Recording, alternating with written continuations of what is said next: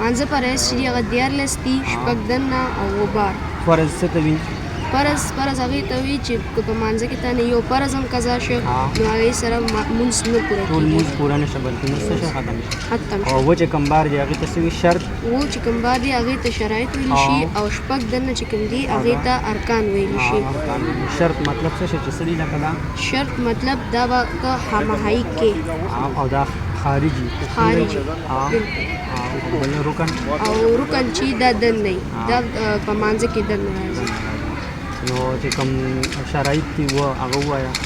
و شرایط چې بهر دي هغه دا دي: لومړی بدن پاک، دویم جامه پاکه، دریم ځای پاک، څلورم ستر عورت پټول، پنځم د مونځ وخت پیژندل، شپږم قبلې ته مخ کول، اووم د زړه نه نیت کول. او کوم شرایط دي هغه ووایه.